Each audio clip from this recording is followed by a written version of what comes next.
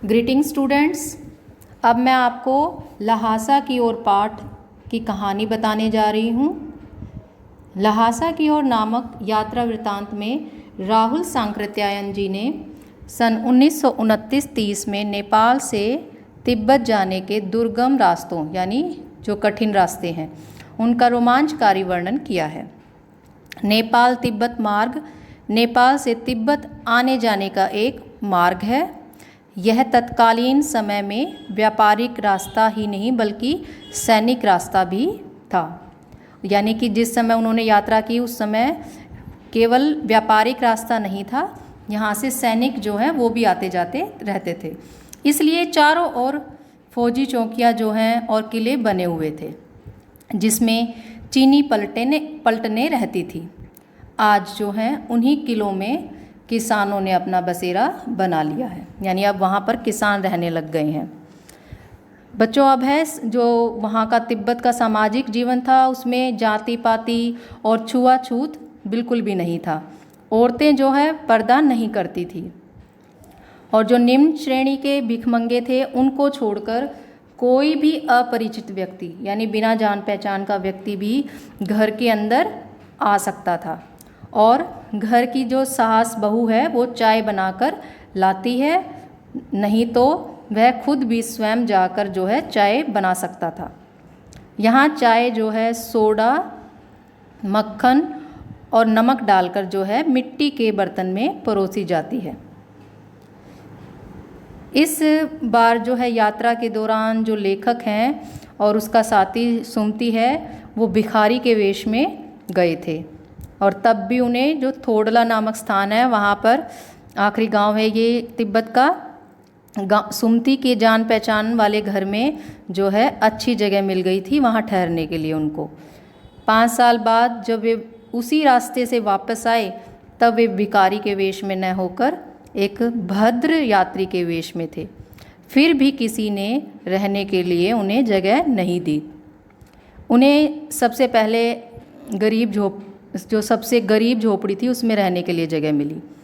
हो सकता है कि परिस्थितिवश ऐसा हुआ हो, क्योंकि यहाँ के लोग जो हैं शाम को जो है छड़ यानी कि मदिरा लेकर वो अपने होश हवास खो बैठते हैं।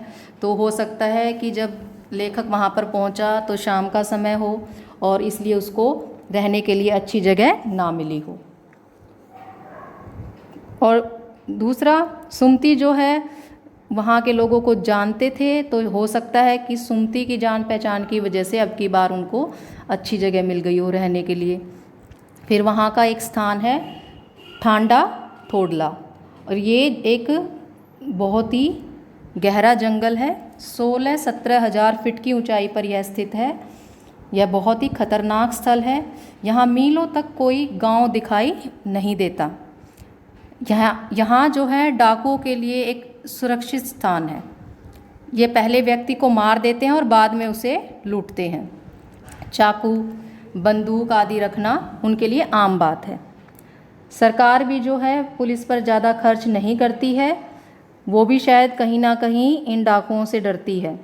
तो लेखक और सुमति को जहाँ भी खतरा लगता वो अपनी टोपी उतारकर भीख मांगने लगते, यानी कि भिखारी का वेश धारण कर लेते। अब अगले दिन दोनों को लंडकोर पहुंचना था। दोपहर को वे ढांडे पहुँचे जिस स्थान पर ये डाकुओं का बसेरा था। वहाँ पर दाहिनी तरफ जो है बर्फीली पहाड़ियाँ थी और पहाड़ जो हैं बिल्कुल नंगे थे, यानी कि न तो वहाँ पर कोई बर्फ़ थी और न ही हरियाली पेड़ पौधे थे। सबसे ऊंचे स्थान पर ढांडे के देवता का मंदिर था जिसे पत्थरों, सींगों व रंग बिरंगी झाड़ियों से सजाया गया था। फिर लेखक जो है सुमति जब नीचे उतरने लगे तो घोड़े के धीमे चलने के कारण जो है लेखक अपने मार्ग से भटक जाता है, उनसे पीछे रह जाता है और वह दाएं रास्ते पर जाने की बजाय बाएं रास्ते पर निकल पड़ता है। और जब वह 1.5 मील की दूरी पर पहुंच जाता है तो उसे महसूस होता है, उसे पता चलता है कि मैं गलत रास्ते पर आ गया हूं।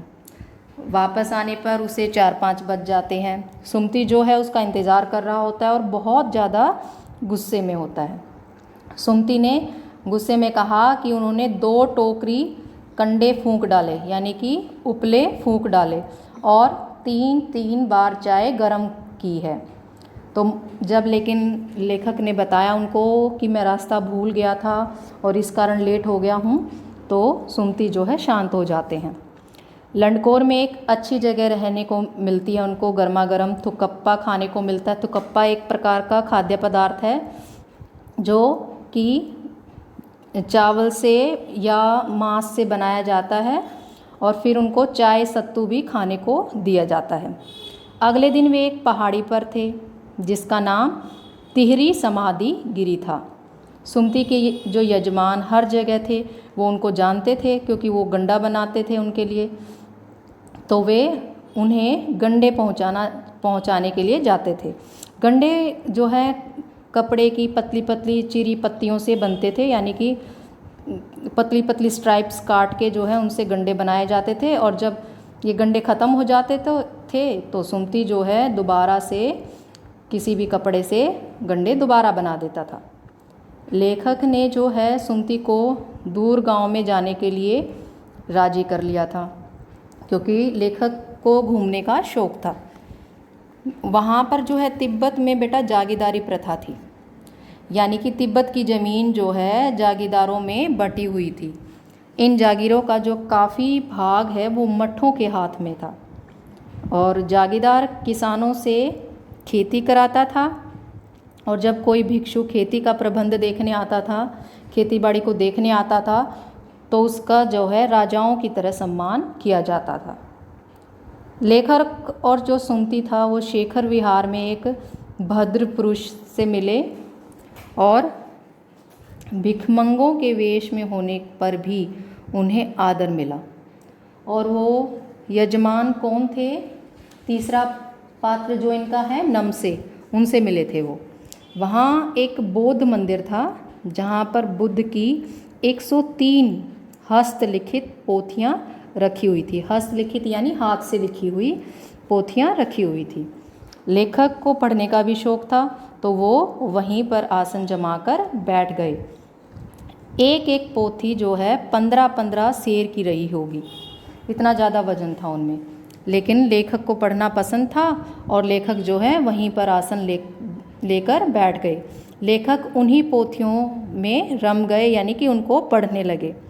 सुमति ने यजमानों के पास जाने के बारे में पूछा, तो लेखक ने जो है उसको आसानी से अनुमति दे दी, क्योंकि वो पढ़ने में लिप्त थे।